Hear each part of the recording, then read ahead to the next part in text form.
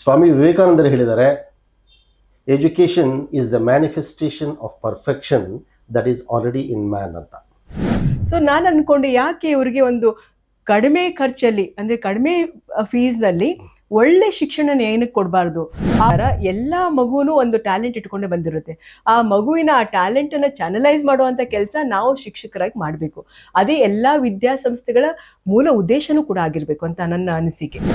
ಅನಿಸ್ತಾ ಇತ್ತು, ಜೀವನಕ್ಕೆ ಬೇಕಾಗಿರುವಂಥ ಸ್ಕಿಲ್ಸ್ಗಳಿಲ್ಲ. ಎಲ್ಲೋ ಅವರಿಗೆ ಮಾರ್ಕ್ಸ್ಗಳಿದೆ, ಸಬ್ಜೆಕ್ಟ್ಸ್ಗಳು ಗೊತ್ತು, ಆದರೆ ಜೀವನ ನಡೆಸಲಿಕ್ಕೆ ನನಗೆ ಬೇಕಾಗಿರೋದು it is a national loss ನನ್ನ ಪ್ರಕಾರ. ಅಂದ್ರೆ ನಮ್ಮ ದೇಶದ ಯುವ ಶಕ್ತಿನ ನಾವು ಕಳ್ಕೊಳ್ತಾ ಇದ್ದೀವಿ.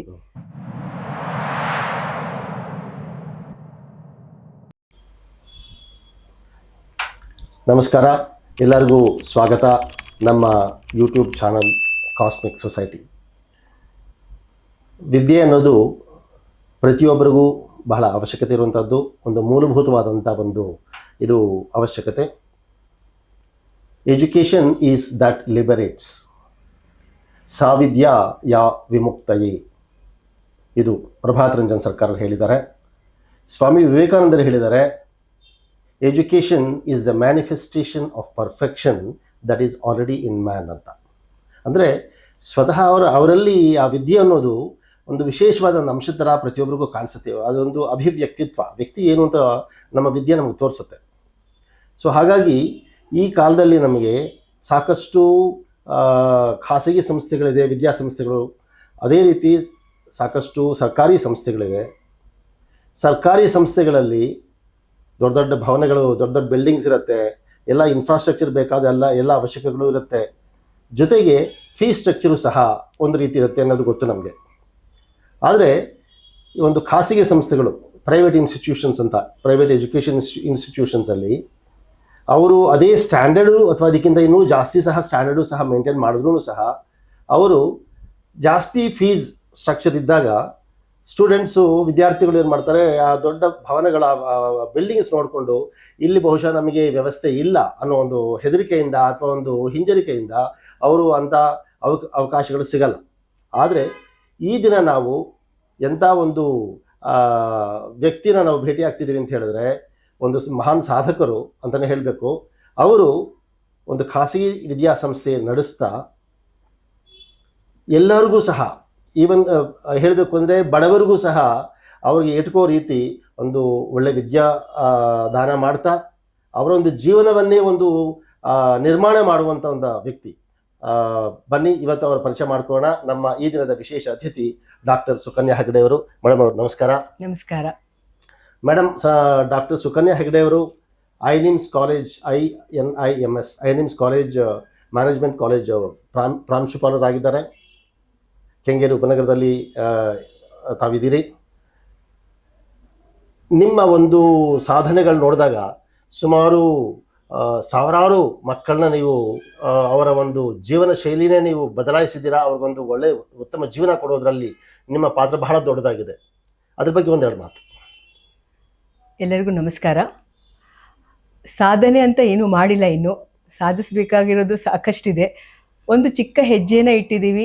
ಆ ಚಿಕ್ಕ ಹೆಜ್ಜೆ ಏನಪ್ಪ ಅಂತಂದರೆ, ನಮ್ಮಲ್ಲಿ ಸಾಕಷ್ಟು ಮಕ್ಕಳು ಬರ್ತಾರೆ, ಇಲ್ಲಿ ಕನಸು ಕಟ್ಕೊಂಡ್ಬರ್ತಾರೆ. ಕನಸು ಕಟ್ಕೊಂಡ್ಬಂದು ಅವ್ರಿಗೇನು ಒಂದು ಒಳ್ಳೆಯ ಒಂದು ವಿದ್ಯೆ ಬೇಕು. ವಿದ್ಯೆ ಅಂದರೆ ಏನು, ಯಾವುದೋ ಒಂದು PUC ಮುಗಿಸ್ಬೇಕು ಅಥವಾ ಡಿಗ್ರಿ ಮುಗಿಸ್ಬೇಕು ಅಥವಾ ಪೋಸ್ಟ್ ಗ್ರ್ಯಾಜುಯೇಷನ್ ಮುಗಿಸ್ಬಿಟ್ಟು ತದನಂತರ ಅವ್ರದ್ದೇ ಆದಂತಹ ಜೀವನವನ್ನು ಮಾರ್ಪಾಡು ಮಾಡಲಿಕ್ಕೆ ಅವ್ರಿಗೆ ತನ್ನದೇ ಆದಂಥ ಸ್ವಂತ ಉದ್ಯಮ ಶುರು ಮಾಡಬಹುದು ಅಥವಾ ಯಾವುದೋ ಒಂದು ಕೆಲಸಕ್ಕೆ ಸೇರಬೇಕು ಅನ್ನೋಂಥ ಆಸೆ ಇರುತ್ತೆ. ಯಾಕಂದರೆ ನಾವು ನೋಡ್ತಾ ಇರೋದು, ನಾನು 2006ನೇ ಇಸ್ವಿಯಲ್ಲಿ ಈ ಒಂದು ಸಂಸ್ಥೆಯನ್ನು ಹುಟ್ಟುಹಾಕಿದೆ. ಆವಾಗ ನನ್ನ ಉದ್ದೇಶ ಒಂದೇ ಇತ್ತು. ಎಷ್ಟೋ ಮಕ್ಕಳಿಗೆ ಏನಾಗ್ತಾ ಇದೆ ಅಂದರೆ, ದೊಡ್ಡ ದೊಡ್ಡ ಕಾಲೇಜ್ಗಳಿಗೆ ಹೋಗ್ತಾರೆ, ಆದರೆ ಆ ಕಾಲೇಜ್ಗಳಿಗೆ ಆ ಚಾರ್ಜ್ ಮಾಡುವಂಥ ಫೀಸ್ಗಳು ಅವ್ರು ಕಟ್ಲಿಕ್ಕೆ ಆಗದೆ ಇರ್ಬೋದು.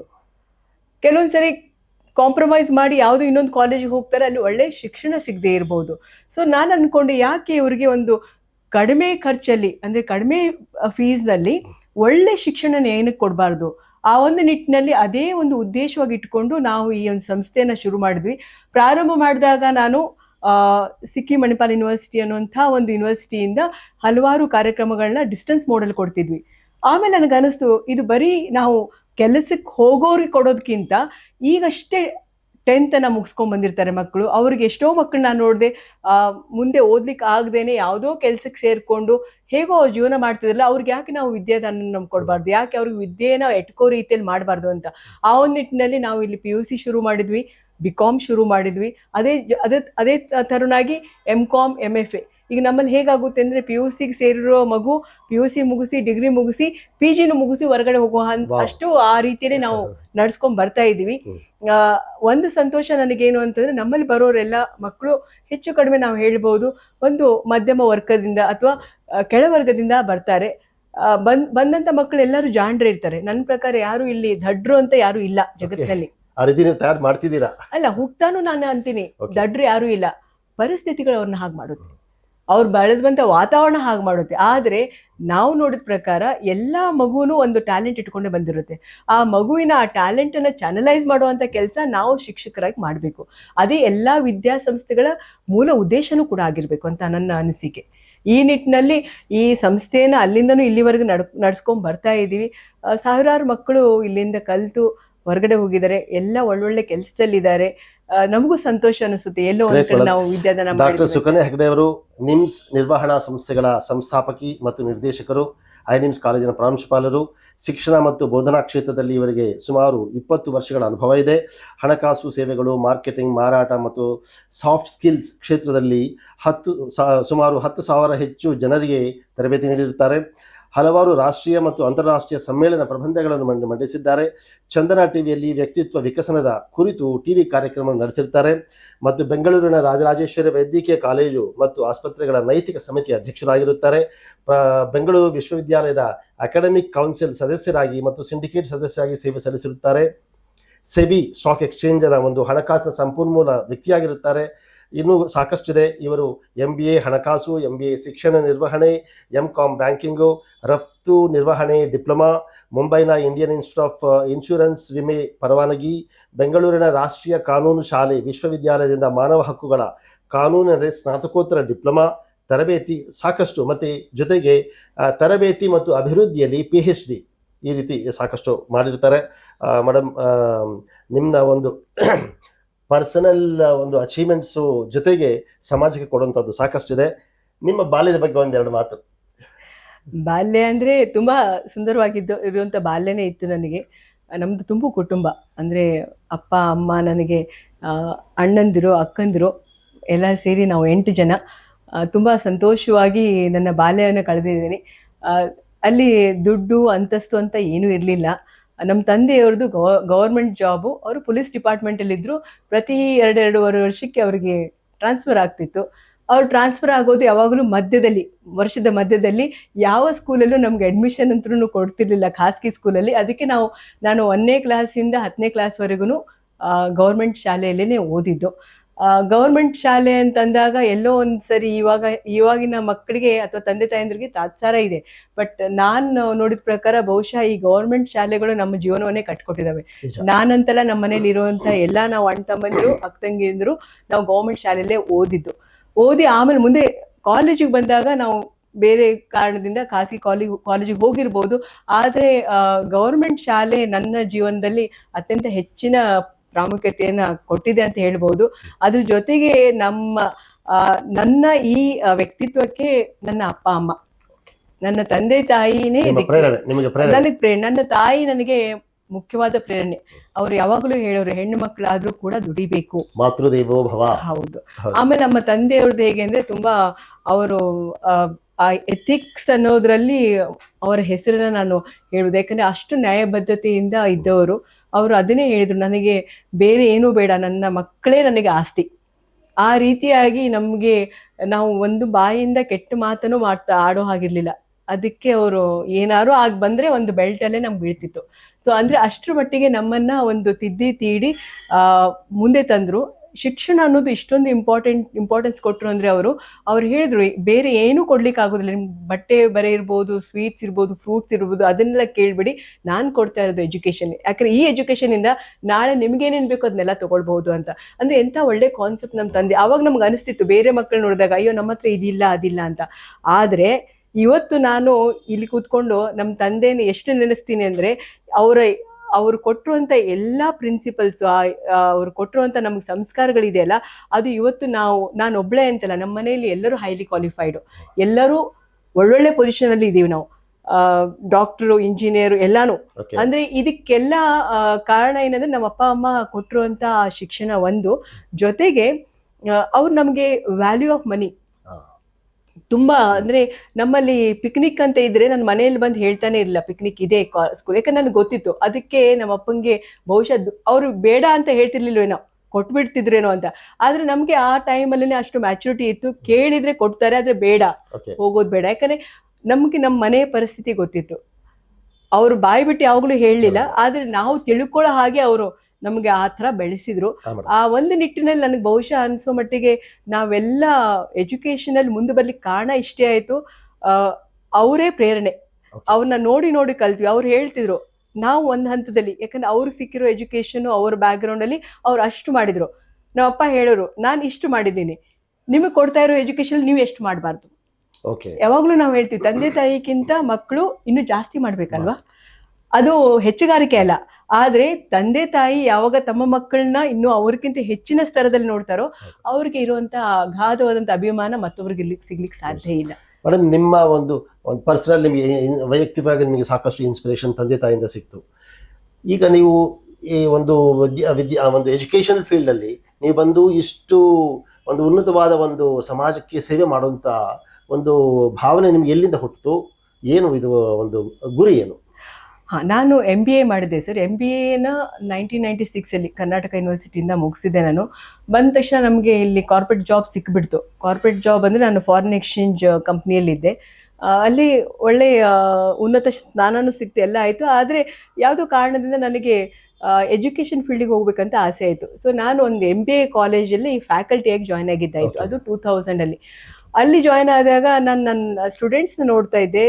ನಮ್ಮ ಸ್ಟೂಡೆಂಟ್ಸ್ ಎಲ್ಲರೂ ತುಂಬ ಒಳ್ಳೆ ಮಾರ್ಕ್ಸ್ ತೊಗೊಂಡೇ ಬರ್ತಾರೆ. MBAಗೆ ಬರಬೇಕಂದ್ರೆ ಅಷ್ಟು ಪರ್ಸೆಂಟೇಜ್ ಇರುತ್ತೆ, ಎಂಟ್ರೆನ್ಸ್ ಕ್ಲಿಯರ್ ಮಾಡ್ತಾರೆ ಎಲ್ಲವೂ ಹೌದು. ಆದರೆ ಅವರಲ್ಲಿ ಎಲ್ಲೋ ಒಂದು ಕಡೆ ಅನಿಸ್ತಾ ಇತ್ತು, ಜೀವನಕ್ಕೆ ಬೇಕಾಗಿರುವಂಥ ಸ್ಕಿಲ್ಸ್ಗಳಿಲ್ಲ. ಎಲ್ಲೋ ಅವರಿಗೆ ಮಾರ್ಕ್ಸ್ಗಳಿದೆ, ಸಬ್ಜೆಕ್ಟ್ಸ್ಗಳು ಗೊತ್ತು, ಆದರೆ ಜೀವನ ನಡೆಸಲಿಕ್ಕೆ ನನಗೆ ಬೇಕಾಗಿರೋದೇನು? Soft skills. ಹಾರ್ಡ್ ಸ್ಕಿಲ್ಸ್ಗಳು ಬಂದ್ಬಿಡುತ್ತೆ, ಸಾಫ್ಟ್ ಸ್ಕಿಲ್ಸ್ಗಳಿಲ್ಲ. ಎಲ್ಲೋ ನನಗೆ ಮಾತನಾಡ್ಲಿಕ್ಕೆ ಸರಿಯಾಗಿ ಬರೋದಿಲ್ಲ, ಎಲ್ಲೋ ನಾನು ಟೈಮ್ ಮ್ಯಾನೇಜ್ಮೆಂಟ್ ಮಾಡ್ತಾ ಇಲ್ಲ, ಎಲ್ಲೋ ನಂಗೆ ಡಿಸಿಷನ್ ತೊಗೊಳಿಕ್ಕೆ ಆಗ್ತಾ ಇಲ್ಲ, ಎಲ್ಲೋ ನಂಗೆ ಪ್ರಾಬ್ಲಮ್ ಸಾಲ್ವ್ ಮಾಡ್ಲಿಕ್ಕೆ ಆಗ್ತಿಲ್ಲ. ಈ ಥರದ ಹಲವಾರು ವಿಷಯಗಳು ನಾನು ನೋಡ್ತಾ ಇರುವಾಗ ನನಗೆ ಅನಿಸ್ತು, ಈ ಮಕ್ಕಳಿಗೆ ಬರೀ ನಾವು MBA ಪಾಠ ಮಾಡಿದ್ರೆ ಸಾಕಾಗೋದಿಲ್ಲ, ಅದನ್ನು ಬಿಟ್ಟು ಒಂದು ಸ್ವಲ್ಪ ಅವ್ರಿಗೆ ಬೇರೆ ಚೆನ್ನಾಗಿ ನಾವು ಟ್ರೈನಿಂಗ್ ಕೊಡಬೇಕು ಅಂತ. ಆ ನಿಟ್ಟಿನಲ್ಲಿ ನಾನೊಂದು ಚಿಕ್ಕದಾಗಿ ಒಂದು ಎಕ್ಸ್ಪೆರಿಮೆಂಟ್ ಅಂತಾನೆ ಹೇಳ್ಬೋದು, ಒಂದು ಪ್ರಯತ್ನ ಮಾಡಿದೆ. ಏನಂದ್ರೆ ಆ ಮಕ್ಕಳನ್ನ ಸೇರಿಸ್ಬಿಟ್ಟು ಎಲ್ಲೋ ಒಂದು ಟ್ರೈನಿಂಗ್ ಪ್ರೋಗ್ರಾಮು, ಒಂದು ಮೋಟಿವೇಶನ್ ಕೊಡುವಂಥದ್ದು. ಆ ಮೋಟಿವೇಶನ್ ಕೊಟ್ಟಾಗ ಎಷ್ಟು ನನಗೆ ಅನಿಸ್ತು ಅಂದರೆ, ಅವರು ಆ ಪ್ಲೇಸ್ಮೆಂಟ್ ಅಂತ ಬಂದಾಗ they could really stand out. ಅಂದರೆ ಆ ಒಂದು ಇಂಟರ್ವ್ಯೂನ ಅಟೆಂಡ್ ಮಾಡೋದು ಅಥವಾ ಫೇಸ್ ಮಾಡುವಂಥದ್ದು, ನಾವು ಅದನ್ನೇ ಹೇಳ್ಕೊಡ್ತಿದ್ವಿ. How you should walk, how you should talk ಅಂತ, ಯಾವ ರೀತಿ ಡ್ರೆಸ್ಅಪ್ ಮಾಡ್ಕೊಳ್ಬೇಕು, ಯಾವ ರೀತಿ ನೀವು ಮಾತನಾಡೋ ಶೈಲಿನ ಕಲ್ತ್ಕೊಳ್ಬೇಕು ಅಂತ. ಸೊ ಇದನ್ನ ಸ್ಲೋಲಿ ಮಾಡಿದಾಗ ನನ್ನ ಆ ಸ್ಟೂಡೆಂಟ್ಸಲ್ಲಿ ಸಾಕಷ್ಟು ಇಂಪ್ರೂವ್ಮೆಂಟ್ಸ್ ಕಾಣಿಸ್ತು ನನಗೆ. ಆಮೇಲೆ ನನಗೆ ಅನಿಸ್ತು, ನಾನು ಇಷ್ಟೇ ಮಕ್ಕಳಿಗೆ ಮಾಡಬೇಕಾ ಅಂತ. ಆ ಒಂದು ಸಂದರ್ಭದಲ್ಲಿ ಐ ಜಸ್ಟ್ ಥಾಟ್, ಬೇಡ, ನಾನು I should come out of this and do something different ಅಂತ ಒಂದು ಚಿಕ್ಕದಾಗಿ ಒಂದು ಕಂಪ್ನಿ ಶುರು ಮಾಡಿದೆ, ಸಿನರ್ಜಿ ಫಾರೆಕ್ಸ್ ಅಂತ. ಸಿನರ್ಜಿ ಅಂತಂದರೆ ಅದರಲ್ಲಿ ನಾನು ಸಿನರ್ಜಿ ಅಂದರೆ ಎನರ್ಜಿ ಕ್ರಿಯೇಟ್ ಮಾಡುವಂಥದ್ದು. ಆ ಒಂದು ಕಂಪ್ನಿ ಮುಖಾಂತರವಾಗಿ ಸಾಕಷ್ಟು ಟ್ರೈನಿಂಗ್ ಪ್ರೋಗ್ರಾಮ್ಸ್ಗಳನ್ನ ಮಾಡಿದೆ ಅಂಥದ್ದು. ಆ ಪ್ರೋಗ್ರಾಮ್ಸ್ಗಳು ಹೇಗೆ ಅಂದರೆ, ಈ ಪ್ರೈಮ್ ಮಿನಿಸ್ಟರ್ ರೋಜ್ಗಾರ್ ಯೋಜನಾ ಅಂತ ಇತ್ತು ಅವಾಗ. ಅದರಲ್ಲಿ ಬರುವಂತಹ ಈ ಸ್ವಂತ ಉದ್ಯಮ ಮಾಡ್ತೀನಿ ಅಂತ ಬರುವಂತಹ ಕ್ಯಾಂಡಿಡೇಟ್ಸ್ಗಳಿಗೆ ಟ್ರೈನಿಂಗ್ ಮಾಡೋದು, ಸ್ಕೂಲ್ಗಳಿಗೆ ಹೋಗಿ ಟ್ರೈನಿಂಗ್ ಮಾಡೋದು, ಕಾಲೇಜ್ಗಳಿಗೆ ಹೋಗಿ ಟ್ರೈನಿಂಗ್ ಮಾಡೋದು. ಈ ಥರ 10,000 ಏನು, ಇವಾಗ ಅದು ಕ್ರಾಸ್ ಆಗಿ almost I am touching near 20,000 ಅಂತಾನೆ ಹೇಳ್ಬೋದು. ಬೇರೆ ಬೇರೆ ಹಂತದಲ್ಲಿ, ಅಂದರೆ ಬರೀ ಸ್ಕೂಲು ಕಾಲೇಜ್ ಅಂತಲ್ಲ, ಇವನ್ ಕಂಪ್ನೀಸ್ಗಳಿಗೆ ಮಾಡಿದ್ದೀನಿ, ಗವರ್ಮೆಂಟ್ ಆರ್ಗನೈಸೇಷನ್ ಇವತ್ತಿಗೂ ಮಾಡ್ತಾ ಇದ್ದೀನಿ. ಯಾಕಂದ್ರೆ ನನಗೆ ಟ್ರೈನಿಂಗ್ ಕೊಡೋದು ಇಷ್ಟ. ಯಾಕಂದರೆ ಎಲ್ಲೋ ನಾವು ಆ ಜೀವನದಲ್ಲಿ ಒಂದು ಸ್ವಲ್ಪ ಮಾರ್ಪಾಡು ಮಾಡಿದಾಗ ಆ ಉತ್ಸಾಹದಿಂದ ಜೀವನ ಬದಲಾಯಿಸುತ್ತೆ. ಈಗ ಸಾಕಷ್ಟು ಈ ಸಾಫ್ಟ್ ಸ್ಕಿಲ್ಸ್ ಜೊತೆಗೆ ಅವರ ಒಂದು ಭವಿಷ್ಯ ನಿರ್ಮಾಣ ಮಾಡೋದ್ರಲ್ಲಿ ನಿಮ್ಮದು ಸಾಕಷ್ಟು ಒಂದು ದೊಡ್ಡ ಒಂದು ಪಾತ್ರ ಇದೆ. ಈಗ ಟ್ರೈನಿಂಗ್ ಸ್ಕಿಲ್ಸ್ ಜೊತೆಗೆ ನೀವು ಬೇರೆ ಒಂದು ಸಾಫ್ಟ್ ಸ್ಕಿಲ್ಸು ಕೊಡ್ತೀರಾ, ಮತ್ತು ಮಕ್ಕಳಿಗೆ ಒಂದು ಒಳ್ಳೆಯ ವಿದ್ಯಾಭ್ಯಾಸದಿಂದ ಕೊಡುವಂಥದ್ದು.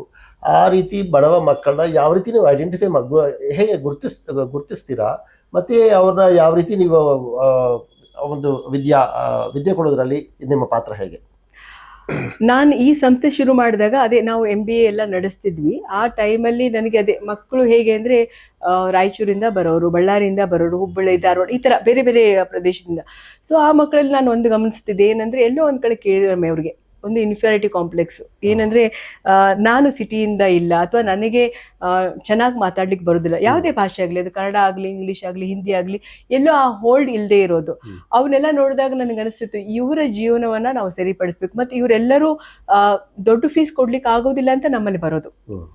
ನಮ್ಮಲ್ಲಿ ಬರ್ಬೇಕಾದ್ರೆ ಅವ್ರ ಮನಸ್ಸಲ್ಲಿ ಏನಿರುತ್ತೆ, ನಾನೊಂದು ಡಿಗ್ರಿ ಮಾಡಬೇಕು, ಕಡಿಮೆ ದರದಲ್ಲಿ ಮಾಡಬೇಕು, ಯಾಕಂದ್ರೆ ನನಗೆ ಅಷ್ಟು ಕೊಡ್ಲಿಕ್ಕೆ ಆಗೋದಿಲ್ಲ ಅಂತ.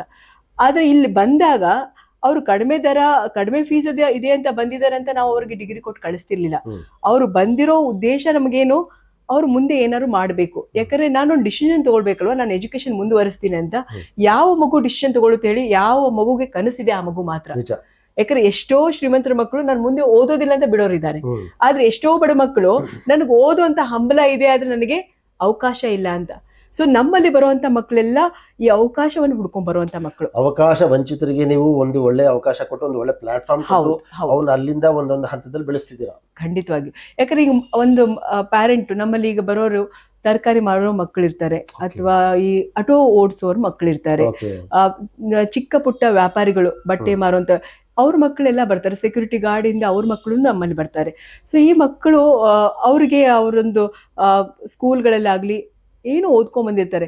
ಇಲ್ಲಿ ಬಂದಾಗ ನಾನು ಅವ್ರ ತಲೆಯಲ್ಲಿ ಹಾಕೋದು ಒಂದೇ, ನಿಮ್ಮ ಅಪ್ಪ ಅಮ್ಮ ಪಟ್ಟಿರೋ ಕಷ್ಟನ ನೀವು ಪಡಬಾರ್ದು, ಅದಕ್ಕೆ ತಾನೇ ನಿಮ್ಮನ್ನ ಇಲ್ಲಿ ಕಳಿಸಿರೋದು. ನಾನು ಏನ್ ಮಾಡ್ತೀನಿ ಅಂದ್ರೆ ಅವ್ರಿಗೆ ಈ ಎಜುಕೇಶನ್ ಜೊತೆಗೆ ಲೈಫ್ ಸ್ಕಿಲ್ಸ್ಗಳು, ಅದು ಕಂಪ್ಯೂಟರ್ಸೇ ಇರ್ಬೋದು, ಅಥವಾ ಇಂಗ್ಲಿಷೇ ಇರ್ಬೋದು, ಅಥವಾ ಭಾಷೆ ಮೇಲೆ ಪ್ರಾವೀಣ್ಯತೆ ಇರ್ಬೋದು, ಅಥವಾ ಅವ್ರಿಗೆ ಸಾಧಾರಣವಾಗಿ ಜೀವನವನ್ನು ಹೇಗೆ, ನಮ್ಮಲ್ಲಿ ಇವತ್ತು ನಮ್ದು ಸಂವಿಧಾನ ದಿನ ಇತ್ತು, ಅದಕ್ಕೆ ನಾನು ಮಕ್ಕಳಿಗೆ ಹೇಳ್ತಾ ಇದ್ದೆ, ಹೆಣ್ಮಕ್ಳಾಗ್ಲಿ ಗಂಡ್ಮಕ್ಳಾಗ್ಲಿ ಮನೆ ಕೆಲಸ ಮಾಡಬಾರ್ದು ಅಂತಂದ್ರು ಎಲ್ಲರೂ ಬರ್ದಿದೀಯಾ? ಯಾಕೆ ನಾವು ಎದ್ದ ತಕ್ಷಣ ಯಾಕೆ ತಾಯಿನೇ ಅದನ್ನ ಮಾಡ್ಬೇಕು? ಯಾಕೆ ಮಗು ಮಾಡಬಾರ್ದು? ಗಂಡ್ ಮಗು ಆಗ್ಲಿ ಹೆಣ್ಮಗು ಆಗ್ಲಿ ಮನೆ ಒರೆಸಿ ಗುಡಿಸ್ ಮಾಡೋದ್ರಲ್ಲಿ ಏನಾದ್ರು ತಪ್ಪಿದೆಯಾ? ನಿಮ್ಮ ಬಟ್ಟೆಯನ್ನು ತೊಳ್ಕೋದ್ರಲ್ಲಿ ತಪ್ಪಿದೆಯಾ? ಅಂದ್ರೆ ಈ ಶಿಕ್ಷಣವನ್ನ ನಾವು ಇವತ್ತು ಕೊಡ್ಲೇಬೇಕು ಮಕ್ಕಳಿಗೆ. ಯಾಕಂದ್ರೆ ನನಗೇನ್ ಅನ್ಸುತ್ತೆ ಅಂದ್ರೆ, ನಾವು ಆ ಮಕ್ಕಳ ಎನರ್ಜಿ, ತುಂಬಾ ಯುವಕರಲ್ಲಿ ತುಂಬಾ ಎನರ್ಜಿ ಇದೆ ಇವತ್ತು.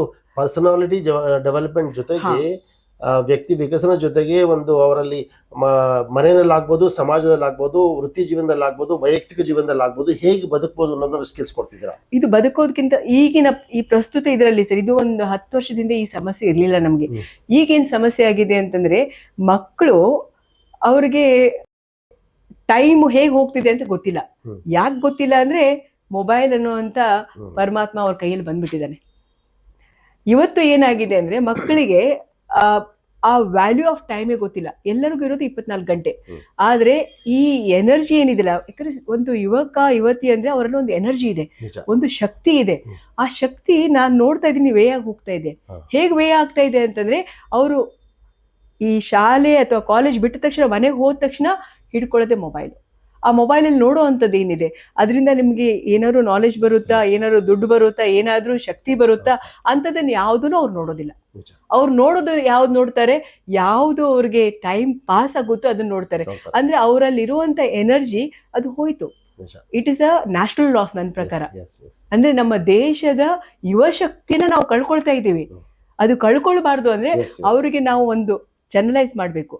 ನಾನು ಹೇಳೋದು, ಬೆಳಿಗ್ಗೆ ಎದ್ದ ತಕ್ಷಣ ಅವರು ಒಂದು ಕನ್ಸ್ಟ್ರಕ್ಟಿವ್ ಕೆಲಸ ಮಾಡಿದ್ರೆ, ಆ ಕನ್ಸ್ಟ್ರಕ್ಟಿವ್ ಕೆಲಸ ಮಾಡಿರೋ ಸಂತೋಷ ಒಂದು ಕಡೆ, ಜೊತೆಗೆ ಅಷ್ಟು ಹೊತ್ತು ಅವರ ಒಂದು ಇನ್ಸ್ಟ್ರೂಮೆಂಟ್ ಇಂದ ದೂರ ಇರ್ತಾರೆ. ಆಮೇಲೆ ಎಲ್ಲೋ ಒಂದ್ ಕಡೆ ಡಿಸಿಪ್ಲಿನ್. ನಾನು ಯಾವಾಗಲೂ ಹೇಳೋದು, ನೀವು ಡಿಫೆನ್ಸ್ ನೋಡಿ, ಡಿಫೆನ್ಸ್ ಅಲ್ಲಿ ಇರೋರು ಹೇಗೆ ಡಿಸಿಪ್ಲಿನ್ ಆಗಿರ್ತಾರೆ, ಯಾಕಂದ್ರೆ every time they have some activity to be done. ಆದ್ರೆ ನಮ್ಮಲ್ಲಿ ಇವತ್ತಿನ ಜೀವನದಲ್ಲಿ ನಮ್ಗೆ ಶಿಸ್ತುಬದ್ಧತೆ ಇದೆಯಾ? ನಾನು ಎದ್ದ ನಂತರ ಏನ್ ಮಾಡ್ಬೇಕು, ನನ್ನ ಇಮಿಡಿಯೇಟ್ ಕೆಲಸಗಳು ಏನು, ಅದು ಯಾವುದನ್ನು ನಾವು ಮಕ್ಕಳಿಗೆ ಹಾಕೊಡ್ಲಿಲ್ಲ ಅಂದ್ರೆ ಮಗು ಹೇಗ್ ಮಾಡುತ್ತೆ? ಸೊ ಇದು ಮನೆಯಿಂದ ಪ್ರಾರಂಭ ಆಗ್ಬೇಕಾ ಅಥವಾ ಶಾಲೆಯಿಂದ? ಈಗ ಮನೆಯಿಂದ ಆಗಿಲ್ಲ ಅಂದ್ರೆ ಶಾಲೆಯಲ್ಲಿ ಮಾಡ್ಬೇಕು, ಶಾಲೆಯಲ್ಲಿ ಆಗಿಲ್ಲ ಅಂದ್ರೆ ನಾನು ಕಾಲೇಜಲ್ಲಿ ಮಾಡ್ಬೇಕು. ಯಾಕಂದ್ರೆ ನಮ್ಮ ಮಾರಲ್ ರೆಸ್ಪಾನ್ಸಿಬಿಲಿಟಿ, ನಮ್ಮ ನೈತಿಕ ರೆಸ್ಪಾನ್ಸಿಬಿಲಿಟಿ ಅಂತ ಹೇಳ್ತೇನೆ. ಯಾಕೆಂದ್ರೆ ಎಲ್ಲಾನು ನಾವು ದೂರ ಹೋದ್ರಲ್ಲಿ ಅರ್ಥ ಇಲ್ಲ. ಮಕ್ಕಳು ಸರಿ ಇಲ್ಲ, ಯುವಕರು ಸರಿ ಇಲ್ಲ, ಯುವತಿರು ಸರಿ ಇಲ್ಲ ಅಂತ ನಾವು ಹಲವಾರು ಸರಿ ಹೇಳ್ತಾ ಇರ್ತೀವಿ. ಅವ್ರದ್ದೇನ್ ತಪ್ಪಿದೆ? ಅವ್ರಿಗೆ ನಾವು ಮಾರ್ಗದರ್ಶನ ಮಾಡಿದ್ರೆ ತಾನೇ ಅವ್ರಿಗೆ ಗೊತ್ತಾಗೋದು. ಅದು ನಿಜ. ನಾವು ರೋಲ್ ಮಾಡೆಲ್ ಆದ್ರೆ ತಾನೇ ಅವ್ರಿಗೆ ಗೊತ್ತಾಗೋದು. ನಾವು ಇವತ್ತು ಅವ್ರ ರೋಲ್ ಮಾಡೆಲ್ ಯಾರನ್ನ ಮಾಡಿದೀವಿ? ಫಿಲ್ಮ್ ಆಕ್ಟರ್ಸ್ ಮತ್ತೊಬ್ರು ಇನ್ನೊಬ್ರು ಅವ್ರ ರೋಲ್ ಮಾಡೆಲ್, ಯಾಕಂದ್ರೆ ನಾವು ಆಗಿಲ್ವಲ್ಲ. ಹಾಗಾಗಿ ಅವ್ರು ಯಾರನ್ನ ತಗೊಳ್ತಾರೆ. ಸೊ ಅವ್ರು ಮಾಡೋದನ್ನೇ ಅವ್ರು ತಿಳ್ಕೊಳ್ತಾರೆ, ಅದೇ ಎಲ್ಲ ಸರಿ ಅಂತ. ನಾವು ಅವ್ರಿಗೆ ಮಾಡಿ ತೋರಿಸೋಣ, ಇದನ್ನ ಮಾಡೋದ್ರಿಂದ ಇದೆಲ್ಲ ಉಪಯೋಗ ಇದೆ ಅಂತ ಅನ್ಸಿದ್ರೆ ಖಂಡಿತವಾಗಿ ಮಗು ಮಾಡುತ್ತೆ. ಇವತ್ತಿನ ನಮ್ಮ 16, 17, 18 ವರ್ಷದ ಮಕ್ಕಳು ನಮ್ಮಲ್ಲಿ ಬಂದಾಗ ನಾನು ಅವರಲ್ಲಿ ನೋಡುವಂತಹ ಶಕ್ತಿ ಇದೆಯಲ್ಲ, ಅದು ಅಪಾರವಾಗಿದೆ ಸರ್. ಮೇಡಮ್, ಈಗ ಓಕೆ, ಒಂದು ಸ್ಟೂಡೆಂಟ್ ಬರ್ತಾನೆ, 10ನೇ ಕ್ಲಾಸ್ ಪಾಸ್ ಮಾಡಿ ಬರ್ತಾನೆ, ತಾವು ಆಲ್ಮೋಸ್ಟ್ ಎಲ್ಲ ಎಕ್ಸ್ಪ್ಲೇನ್ ಮಾಡಿದ್ರಿ. ಹಂತವಾಗಿ ಅವರಿಗೆ ಒಂದು ಆರ್ಥಿಕ ಸಮಸ್ಯೆ ಇರ್ಬೋದು, ಮನೆಯಿಂದ ತಂದೆ ತಾಯಿ ಬಹುಶಃ ಪೋಷಕರು ಅವ್ರನ್ನ ಶಾಲೆಗೆ ಅಥವಾ ಕಾಲೇಜ್ಗೆ, ನಿಮ್ಮ ಕಾಲೇಜಿಗೆ ಕಳಿಸೋದಕ್ಕೂ ಸಹ ರೆಡಿ, ಅವರು ಅಷ್ಟು ವ್ಯವಸ್ಥೆ ಇಲ್ದಿರ ಇರ್ಬೋದು. ಹೌದು. ಮತ್ತೆ ಅವರು ಪ್ರತಿದಿನನೂ ಶಾಲೆಗೆ ಕಾಲೇಜಿಗೆ ಬರಬೇಕು, ಓದಬೇಕು, ಕಲಿಬೇಕು, ಮತ್ತೆ ಮನೆಗೆ ಹೋಗಿ ಮತ್ತೆ ಮನೆಗೆ ಕೆಲಸಗಳು ನಿಭಾಯಿಸ್ಕೊಂಡು ಇರಬೇಕು. ಅದನ್ನು ಹೇಗೆ ನೀವು ಯಾವ ರೀತಿ ಅವರ ಒಂದು ಪ್ರೇರಣೆ ಮಾಡ್ತೀರಾ, ಹೇಗೆ ಅವ್ರ ಮುಂದೆ ತಗೊಂಡೋಗ್ತೀರಾ? ನಾನು ಹೇಳೋದೇನು ಅಂದ್ರೆ ಸರ್, ಇಲ್ಲಿ ಪ್ರತಿ ಸ್ಟೂಡೆಂಟು ಒಂದು 17-18 ವರ್ಷ ಆದಾಗ ಆ ಫಿನಾನ್ಷಿಯಲ್ ಇಂಡಿಪೆಂಡೆನ್ಸ್ ಬಗ್ಗೆ ಯೋಚನೆ ಮಾಡಬೇಕು. ನಾವು ಎಲ್ಲಾನು ಅಪ್ಪ ಅಮ್ಮ ಮೇಲೆ ನಿರ್ಭರ ಆಗ್ಬೇಕಂತಿಲ್ಲ. ಇವತ್ತಿನ ಒಂದು ಕಾಲಘಟ್ಟದಲ್ಲಿ ಒಂದು ಸ್ಟೂಡೆಂಟಿಗೆ ನಾನು ಏನಾದ್ರು ಅರ್ನ್ ಮಾಡ್ಬೇಕಂದ್ರೆ ಮಾಡ್ಬೋದು. ನಾವು ಮೊನ್ನೆ ಅಷ್ಟೇ ಒಂದು ಕಾರ್ಯಕ್ರಮ ಮಾಡಿದ್ವಿ, ಏನು ಸೋಪ್ ಮೇಕಿಂಗು. ಈ ಸೋಪ್ ಮೇಕಿಂಗ್ ಅನ್ನ ಹೇಳ್ಕೊಟ್ರು ಹೇಗ್ ಮಾಡ್ಬೇಕು ಅಂತ. ಇದು ಅವ್ರಿಗೆ 1 hour ಮಾಡಿದ್ರೆ ಸಾಕು. ಆದ್ರೆ ಇದರಲ್ಲಿ ಚಾಲೆಂಜ್ ಏನಪ್ಪಾ ಅಂದ್ರೆ, ಅವರೇನೋ ಸೋಪ್ ಮಾಡ್ತಾರೆ, ಅದನ್ನ ಮಾರುಕಟ್ಟೆಗೆ ಮಾರೋರು ಯಾರು? ಅದಕ್ಕೆ ನಾವು ವ್ಯವಸ್ಥೆ ಮಾಡ್ಕೊಳ್ಬೇಕು. ನಾವು ನಮ್ಮ ಕಾಂಟ್ಯಾಕ್ಟ್ಸ್ಗಳನ್ನ ಹಿಡ್ಕೊಂಡು ಎಲ್ಲೋ ಹೇಳಿ ಆ ಒಂದು ಸರಿ ಆ ಮಗುವಿಗೆ ಗೊತ್ತಾಗುತ್ತೆ, ಓಕೆ ನಾನು ಏನೋ ಒಂದು ಕೆಲಸ ಮಾಡೋದ್ರಿಂದ ನನಗೊಂದು ಫಿನಾನ್ಷಿಯಲ್ ಇಂಡಿಪೆಂಡೆನ್ಸ್ ಸಿಗುತ್ತೆ ಅಂತಾದ್ರೆ ಆ ಮಗುವಿನ ಒಂದು ಎನರ್ಜಿ ಅದರಲ್ಲಿ ಚೆನ್ನೈಸ್ ಆಗುತ್ತೆ. ಇವತ್ತು ನಾವು ನೋಡ್ತಾ ಇದೀವಿ, ಸ್ಟಾರ್ಟ್ಅಪ್ಸ್ ಗಳೆಲ್ಲ ಮಾಡ್ತಾ ಇರೋದು ಯಂಗ್ಸ್ಟರ್ಸ್ ಗಳಿಲ್ವಾ? ಆ ಯಂಗ್ಸ್ಟರ್ಸ್ ಗಳು ಅದನ್ನ ಮಾಡ್ತಿದ್ದಾರೆ ಅಂತಂದ್ರೆ ಎಲ್ಲೋ ಅವರಿಗೆ ಆ ಒಂದು ಪ್ರೇರಣೆ ಇದೆ, ಮತ್ತೆ ಅವ್ರು ತುಂಬಾ ಹೈಲಿ ಸ್ಕಿಲ್ಡ್ ಇದ್ದಾರೆ. ನಮ್ಗಿಂತ ನಮ್ಮ ಸ್ಟೂಡೆಂಟ್ಸ್ ಬೆಟರ್ ಅಂತ ನಾನು ಹೇಳ್ತೀನಿ. ಎಕ್ಸಲೆಂಟ್. ಓಕೆ, ಈಗ ಅವ್ರದ್ದು ಒಂದು ಹಂತಕ್ಕೆ ವಿದ್ಯಾಭ್ಯಾಸ ಆಯಿತು, ಗ್ರಾಜ್ಯುಯೇಷನ್ ಆಯಿತು, ಮತ್ತು ಪೋಸ್ಟ್ ಗ್ರಾಜ್ಯುಯೇಷನ್ಸ್ ವರೆಗೂ ಸಹ ತಾವು ತಗೊಂಡೋಗ್ತಾರೆ. ನೆಕ್ಸ್ಟು ಅವರ ಒಂದು ಜಾಬ್ ಪ್ಲೇಸ್ಮೆಂಟ್ ಹೇಗಿರುತ್ತೆ? ಅದಕ್ಕೆ ತಾವೇನಾದ್ರೂ ಒಂದಷ್ಟು ನಿಮ್ಮ ಒಂದು ಪಾತ್ರ ಇದೆಯಾ? ಅವ್ರು ಸಹಾಯ ಮಾಡ್ಬೋದಾ? ಖಂಡಿತ ಸಹಾಯ ಮಾಡ್ಬೋದು. ಒಂದೇನಂದ್ರೆ ನಾವು ಹೇಳ್ತೀವಿ, ಜಾಬಿಗೆ ಅವ್ರನ್ನ ರೆಡಿ ಮಾಡಬೇಕು. ರೆಡಿ ಮಾಡೋದಂದ್ರೆ ಏನು? ಅವರಿಗೆ ಜಾಬ್ ಮಾರ್ಕೆಟಲ್ಲಿ ಏನು ಬೇಕು. ಈಗ ಫಾರ್ ಎಕ್ಸಾಂಪಲ್ ನಮ್ಮಲ್ಲಿ ಎಲ್ಲ ಬರುವಂಥ ಮಕ್ಕಳು ಕಾಮರ್ಸ್ ಬ್ಯಾಕ್ಗ್ರೌಂಡ್. ಆ ಕಾಮರ್ಸಲ್ಲೂ ನಾನು ಏನು ಮಾಡ್ತಾ ಇದ್ದೀನಿ, ಅವರಿಗೆ ಒಂದು ಕಾಂಬಿನೇಷನ್ ಇದೆ, CEBA ಅಂತ, ಅಂದರೆ computer science, economics, business studies, accountancy ಅಂತ. ಯಾಕೆ ಕಂಪ್ಯೂಟರ್ ಸೈನ್ಸ್ ಕೊಡ್ತೀವಿ? ಯಾಕಂದ್ರೆ ಇವತ್ತೆಲ್ಲೋ ಕಂಪ್ಯೂಟರ್ಮಯ. ಆ ಬೇಸಿಕ್ ಕಂಪ್ಯೂಟರ್ ಸೈನ್ಸ್ ನನ್ಗೆ ಗೊತ್ತಾಯ್ತು ಅಂದ್ರೆ ನನಗೆ ಸೆಕೆಂಡ್ರಿ ಆದ್ಮೇಲೂ ಕೂಡ ನನ್ಗೆ ಜಾಬ್ ಸಿಗುತ್ತೆ. ಎಲ್ಲೋ ನನಗೆ ಒಂದಿಷ್ಟು ನಾನು ಎಕ್ಸೆಲ್ಲು, ಟ್ಯಾಲಿ ಕಲ್ತ್ರೆ ನಾನು ಎಲ್ಲೋ ಒಂದು ಕಡೆ ಜಾಬಿಗೆ ಸೇರ್ಬೋದು. ಅಂದ್ರೆ ಅಷ್ಟ್ರ ಮಟ್ಟಿಗೆ ಒಂದು ನನಗೆ ಸ್ಕಿಲ್ ಇದೆ. ಏನಪ್ಪಾ ಅಂದ್ರೆ ನಾನು ಒಂದು ಆಫೀಸಲ್ಲಿ ಕುತ್ಕೊಂಡು ಕೆಲಸ ಮಾಡ್ಬೋದು. ಆ ಫಸ್ಟ್ ಅದೇ ಒಂದು ಮೊದಲನೇ ಸ್ಟೆಪ್. ಅದ್ರ ನಂತರ ನಾವೇನಂತೀವಿ ಅಂದ್ರೆ, ನಾವು ಹೇಳ್ತೀವಿ ಮಕ್ಕಳಿಗೆ, ಇದು Naukri.com ಅಥವಾ ಯಾವುದೋ ಒಂದು ಇದನ್ನ ಓಪನ್ ಮಾಡಿದಾಗ ಅಲ್ಲಿ ಈ ಜಾಬಿಗೆ ಏನ್ ಸ್ಕಿಲ್ಸ್ ಬೇಕು.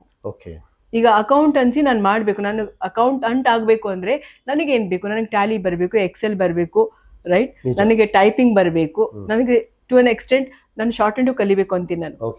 ಇವನ್ನೆಲ್ಲ ನಾವು ಅವ್ರಿಗೆ ಹೇಳ್ಕೊಟ್ಟು, ಜೊತೆಗೆ ಇಂಗ್ಲಿಷ್ ಬರೀಲಿಕ್ಕೂ, ಓದ್ಲಿಕ್ಕೂ ಮತ್ತೆ ಮಾತಾಡ್ಲಿಕ್ಕೂ ಬರಬೇಕು. ಯಾಕಂದ್ರೆ ಇಂಗ್ಲಿಷ್ ಅದಕ್ಕೆ ಅಷ್ಟೇ ಅವಶ್ಯಕತೆ ಇದೆ, ಯಾಕಂದ್ರೆ ವ್ಯವಹಾರಿಕ ಜೀವನದಲ್ಲಿ ಬೇಕು.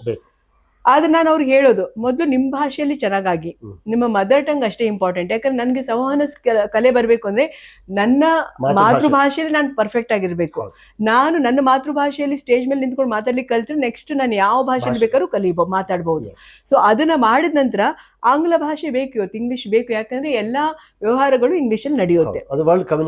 ಹೌದು. ಹಾಗಿರುವಾಗ ನನಗೊಂದು ಜಾಬ್, ನಾನೊಂದು BPO ಜಾಯ್ನ್ ಆಗ್ತೀನೋ, KPO ಜಾಯ್ನ್ ಆಗ್ತೀನೋ, ಬ್ಯಾಂಕ್ ಜಾಯ್ನ್ ಆಗ್ತೀನೋ, ಎಲ್ಲೇ ಜಾಯ್ನ್ ಆದ್ರೂ ಕೂಡ ಇಷ್ಟು ಸ್ಕಿಲ್ಸ್ ಅಂತ ಇರುತ್ತೆ. ಅದು ಕೆಲವೊಂದ್ಸರಿ ನಮ್ಗೆ ಇಂಗ್ಲಿಷ್ನು ಬೇಕು ಅಂತಿಲ್ಲ. ನಾನು ಒಂದು ಸಬ್ಜೆಕ್ಟ್ ಅಲ್ಲಿ ನನಗೆ ಹೋಲ್ಡ್ ಇತ್ತು ಅಂತಂದ್ರೆ ಆ ಸಬ್ಜೆಕ್ಟ್ ಅಲ್ಲಿ ನಾನು ಎಕ್ಸ್ಪರ್ಟೈಸ್ ಮಾಡ್ಕೊಂಡು ಹೋಗ್ಬೋದು. ಯಾಕಂದ್ರೆ ಎಲ್ಲಾ ಕಡೆನೂ ಎಲ್ಲರೂ ಮಾತಾಡುವಂಥದ್ದು ಇರೋದಿಲ್ಲ. ಆದ್ರೂ ಕೂಡ ಮಿನಿಮಮ್ ಬೇಸಿಕ್ ಬೇಕು. ಯಾಕಂದ್ರೆ ನಾವು ಹೇಳ್ತೀವಲ್ಲ, ಒಂದು ಪಾಸ್ಪೋರ್ಟ್ ಇದ್ರೆ ಸಾಕಾಗೋದಿಲ್ಲ, ಅದಕ್ಕೊಂದು ವೀಸಾ ಬೇಕು. ಹಾಗೇನೆ ನನಗೆ ಇಂಟರ್ವ್ಯೂ ಅಲ್ಲಿ ನನಗೆ ಕನ್ನಡದಲ್ಲಿ ಯಾರು ಕ್ವಶನ್ ಕೇಳದೆ ಇರ್ಬೋದು, ಇಂಗ್ಲಿಷ್ ಅಲ್ಲಿ ಕೇಳಿದಾಗ ಅಟ್ಲೀಸ್ಟ್ ನಂಗೆ ಹೇಳಿಕ್ ಬರೋ ಅಷ್ಟಾದ್ರೂ ಬರಬೇಕು. ಸೊ ಈ ನಿಟ್ಟಿನಲ್ಲಿ ನಾವು ಅವ್ರಿಗೆ ಬೇಸಿಕ್ ಅನ್ನಾದ್ರೂ ಹೇಳಿ ಕಳಿಸಿದ್ರೆ ಯಾವುದೇ ಇಂಟರ್ವ್ಯೂ ಆಗ್ಲಿ ಸರ್ ಸಿಲೆಕ್ಟ್ ಆಗ್ತಾರೆ. ನಾನು ಹೇಳ್ತೀನಿ, ಯಾವುದೇ ಇಂಟರ್ವ್ಯೂ ಹೋಗ್ಬೇಕಾದ್ರೆ ಮನ್ಸಲ್ಲಿ ಏನ್ ಅನ್ಕೊಂಡು ಹೋಗ್ಬೇಕು, ದಿಸ್ ಜಾಬ್ ಪಾಸಿಟಿವ್. ಹೌದು, ಅದನ್ನ ಇಟ್ಕೊಂಡು ಹೋದಾಗ ಯಾರು, ಯಾಕಂದ್ರೆ ಇವತ್ತು ಜಾಬ್ಗಳಿಗೆ ಕೊರತೆ ಇಲ್ಲ. In fact human resource, man power scarcity ಇದೆ. ನನಗೊಂದು ಒಳ್ಳೆ ಅಡ್ಮಿನಿಸ್ಟ್ರೇಟರ್ ಬೇಕು ಅಂದ್ರೆ ಸಿಗೋದಿಲ್ಲ. ಯಾಕಂದರೆ ಈ ಎಲ್ಲ ಸ್ಕಿಲ್ಸ್ಗಳು ಇರೋದಿಲ್ಲ. ಸೊ ಅವರಿಗೆ ವಿದ್ಯಾದಾನ ಮಾಡೋದ್ರ ಜೊತೆಗೆ ಅವರ ಒಂದು ಜೀವನದ ಒಂದು ಮಾರ್ಗದರ್ಶನ ಕೊಡೋದ್ರ ಜೊತೆಗೆ ಅವ್ರಿಗೊಂದು ಪ್ಲೇಸ್ಮೆಂಟು ಸಹ ಮಾಡಿಸ್ತೀರಾ. ಈಗ ಸಾಕಷ್ಟು ವಿದ್ಯಾಸಂಸ್ಥೆಗಳು ಇದೆ.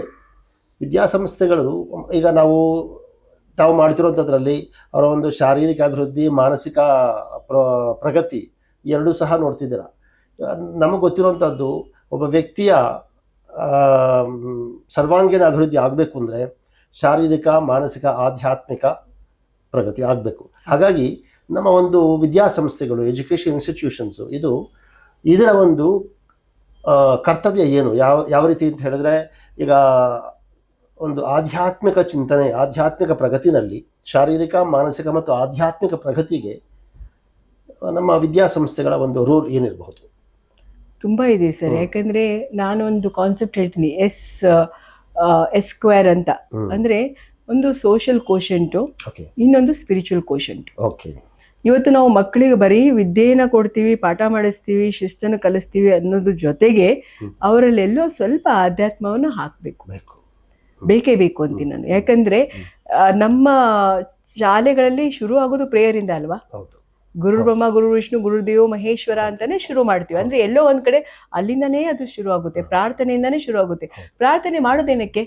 ಆ ಒಂದು ನಂಬಿಕೆ ಏನಂದರೆ, ಭಗವಂತ ನನಗೆ ವಿದ್ಯೆ ಬುದ್ಧಿ ಕೊಟ್ಟು ಚೆನ್ನಾಗಿ ಮುಂದೆ ನಡೆಸಪ್ಪ ಅಂತ. ಅಂದರೆ ಅಲ್ಲಿ ನಾವು ಚಿಕ್ಕವರಿರೋದ್ರಿಂದ ಬಂದಿರುವಂಥದ್ದು ದೊಡ್ಡವರು ಆಗ್ತಾ ಆಗ್ತಾ ಯಾಕೆ ಬಿಡ್ತೀವತ್ತೆ ನಾವು? ಆ ಸ್ಪಿರಿಚುಲಿಟಿ ಇಸ್ ಅ ಕಂಟಿನ್ಯೂಸ್. ಅದು ಇದ್ದಷ್ಟು ದಿವಸ ನನ್ನಲ್ಲಿ ಒಂದು ನಂಬಿಕೆ ಇರುತ್ತೆ, ನನ್ನಲ್ಲಿ ಒಂದು ಆತ್ಮ ವಿಶ್ವಾಸ ಇರುತ್ತೆ. ನಾನು ಆ ಉನ್ನತ ಸ್ಥಾನಕ್ಕೆ ಹೋಗ್ಬೇಕಾದ್ರೂ ನನಗೆಲ್ಲೋ ಒಂದ್ ಕಡೆ ಇರುತ್ತೆ, ಏನಂದ್ರೆ ಕಣ್ಣಿಗೆ ಕಾಣದ ಶಕ್ತಿ ನನ್ನ ಜೊತೆಗಿದೆ. ಸೊ ಹಾಗಾಗಿ ನಾನು ಹೇಳೋದೇನಂದ್ರೆ, ಮಕ್ಕಳಲ್ಲಿ ಆ ಭಾವನೆನೂ ತರಬೇಕು. ಯಾಕೆ ನಾವು ಯಾವುದೇ ಕಾಲೇಜಲ್ಲಿ ಮಾಡಲಿ, ಸ್ಕೂಲಲ್ಲಿ ಒಂದು ಸರಸ್ವತಿ ಪೂಜೆ ಅಂತ ಮಾಡ್ತೀವಿ. ನಾವು ನಮ್ಮ ಮಕ್ಕಳಿಗೆ ಹಾಲ್ ಟಿಕೆಟ್ ಕೊಡ್ಬೇಕಾದ್ರೆ ಸರಸ್ವತಿ ಪೂಜೆ ಮಾಡೇ ಕೊಡೋದು. It is irrespective of what ever it is, cost, Creed, religion. ಆದರೆ ನಮ್ಮ ಹಾರೈಕೆ ಏನಿರುತ್ತೆ, ಮಗು ಚೆನ್ನಾಗಿ ಎಕ್ಸಾಮ್ ಬರೀಲಿ ಅಂತ. ಸೊ ಆ ನಿಟ್ಟಿನಲ್ಲಿ ನಾವು ಆಧ್ಯಾತ್ಮಿಕ ಪ್ರಗತಿ ಬರೋ ರೀತಿ ನಾವು ಪ್ರಯತ್ನ ಮಾಡಬೇಕು. ಆಧ್ಯಾತ್ಮ ಇದ್ರೆ ಸೊಸೈಟಿಯಲ್ಲಿ ಅವ್ರು ಚೆನ್ನಾಗಿ ಇದು ಎಲ್ಲ ಒಂದು ವಿದ್ಯಾಸಂಸ್ಥೆಗಳ ಒಂದು ಕರ್ತವ್ಯ ಇದೆ. ಮೇಡಮ್, ಈಗ ನಿಮ್ಮ ಭವಿಷ್ಯದ ಒಂದು ಗುರಿ ಏನು? ಒಂದು 2 ಮಾತು. ಸಾಕಷ್ಟು ಮಾಡ್ತಿದ್ದಾರೆ? ಇಲ್ಲ, ಸಾಕಷ್ಟು ಮಾಡ್ತಾ ಇಲ್ಲ, ಇನ್ನು ತುಂಬಾ ಮಾಡೋದಿದೆ. ಆದ್ರೆ ಏನು ಅಂತಂದ್ರೆ, ಎಷ್ಟು ಜನಕ್ಕೆ ಆಗುತ್ತೆ ಅಷ್ಟು ಜನಕ್ಕೆ ನಾವು ಈ ವಿದ್ಯೆಯ ದಾನವನ್ನು ಮಾಡಬೇಕು. ಅದಕ್ಕೆ ಸಾಕಷ್ಟು ಸಂಸ್ಥೆಗಳು ನಮ್ಮ ಜೊತೆ ಕೈ ಜೋಡಿಸ್ತಾ ಇದ್ದಾರೆ. ಅದೇ ನಿಟ್ಟಿನಲ್ಲಿ ನನಗೆ ಸಾವಿರಾರು ಮಕ್ಕಳು ನಮ್ಮ ಸಂಸ್ಥೆಗೆ ಬಂದು ಇಲ್ಲಿ ವಿದ್ಯೆಯನ್ನು ತಗೊಂಡು ಮುಂದೆ ಬರಬೇಕು ಜೀವನದಲ್ಲಿ. ಯಾಕಂದ್ರೆ ನಮ್ಮಲ್ಲಿ ನಡೆಸ್ತಾ ಇರೋದು, ನಾವು ಇನ್ನೊಂದು ಟೀಚರ್ಸ್ ಟ್ರೈನಿಂಗ್ ಕೋರ್ಸ್ ನಡೆಸ್ತಿದ್ದೀವಿ, ನರ್ಸರಿ ಟೀಚರ್ಸ್ ಟ್ರೈನಿಂಗ್ ಕೋರ್ಸು. ಅದರಲ್ಲಿ ಎಲ್ಲ ಏನಂದ್ರೆ, ಈ ಹೌಸ್ ವೈಫ್ಸ್ಗಳು ಬರ್ತಾರೆ ಹೆಚ್ಚಿನವರು. ಅವ್ರು ಯಾವಾಗ್ಲೂ ಕಾಲೇಜಿಗೆ ಬಂದವರಲ್ಲ, ಕ್ಲಾಸಿಗೆ ಬಂದವರಲ್ಲ. ಇವತ್ತು ಅವರು ಒಂದು 15-20 ಜನ ಬಂದಾಗ ನನಗೂ ಸಂತೋಷ ಅನ್ಸುತ್ತೆ. ಯಾಕಂದ್ರೆ ಎಲ್ಲೋ ಒಂದ್ ಕಡೆ ಅವ್ರು ನಿರ್ಧಾರ ತಗೊಂಡು ಬಂದಿದ್ದಾರೆ, ನೋಡಿ ನಾನು ಏನು ಮಾಡಬೇಕು ಅಂತ. ದೊಡ್ಡ ಮಕ್ಕಳಿದ್ದಾರೆ, ಈಗ ಬಂದು ಅವರು ಪಾಠ ಕೇಳ್ತಿದ್ದಾರೆ ಅಂದ್ರೆ ಅದು ನನಗೆ ಅನ್ಸೋದು ಅದು ರಿಯಲ್ ವುಮನ್ ಎಂಪವರ್ಮೆಂಟ್ ಅಂತ. ಬಹಳ ಒಂದು ಉತ್ತಮವಾದ ಕೆಲಸ ಮಾಡ್ತಿದ್ದೀರಾ. ಒಂದು ಪ್ರತಿಯೊಂದು ಮಗು ಭವಿಷ್ಯತ್ತಿಗೆ ಅವರೇ ಒಂದು ಉತ್ತಮವಾದಂಥ ಒಂದು ವ್ಯಕ್ತಿ ಒಂದು ಸಮಾಜಕ್ಕೆ ಬೇಕಾದ ಅವಶ್ಯಕತೆ. ಅದರಲ್ಲಿ ತಮ್ಮ ಪಾತ್ರ ಬಹಳ ದೊಡ್ಡದಾಗಿದೆ. ನಮ್ಮ ಕಾಸ್ಮಿಕ್ ಸೊಸೈಟಿ ಪರವಾಗಿ, ಎಲ್ಲರ ನಮ್ಮ ದರ್ಶಕರ ಪರವಾಗಿ ತಮಗೆ ಅಭಿನಂದನೆಗಳು. ಇನ್ನೂ ಸಾಕಷ್ಟು ಸಮಾಜ ಸೇವಾ ಕಾರ್ಯಕ್ರಮ ಮಾಡ್ತಾ ಇರಿ. ನಮ್ಮ ಅಭಿನಂದನೆಗಳು. ಬನ್ನಿ ವೀಕ್ಷಕರೇ, ಈ ದಿನ ನಾವು ಒಂದು ವಿಶೇಷವಾದಂಥ ಅತಿಥಿ, ಒಂದು ಮಹಾನ್ ಸಾಧಕರವರು. ಅವರ ಒಂದು ನಿಸ್ವಾರ್ಥ ಸೇವೆಯಿಂದ ಈ ರೀತಿ ಒಂದು ಸಾಕಷ್ಟು ಬಡವರು, ಸಾಕಷ್ಟು ವಿದ್ಯಾರ್ಥಿಗಳು ಎಲ್ಲರಿಗೂ ಸಹ ಅವರದೇ ಒಂದು ಜೀವನ ನಿರ್ಮಾಣ ಮಾಡಿ ಒಂದು ಉತ್ತಮ ಸಮಾಜ ನಿರ್ಮಾಣ ಮಾಡೋದರಲ್ಲಿ ಅವರ ಒಂದು ದೊಡ್ಡ ಒಂದು ಪಾತ್ರ ತೋರಿಸ್ತಿದ್ದಾರೆ. ಇದು ನಮಗೆಲ್ಲರಿಗೂ ಪ್ರೇರಣೆ. ಮತ್ತು ಇನ್ನೊಂದು ವಿಶೇಷ ವ್ಯಕ್ತಿ ಜೊತೆ ನಾವು ಮತ್ತೆ ನಮ್ಮ ಬರುವಂತಹ ಸಂದರ್ಶನದಲ್ಲಿ ಭೇಟಿಯಾಗೋಣ. ಅಲ್ಲಿವರೆಗೂ ನಮಸ್ಕಾರ. ನಮಸ್ಕಾರ.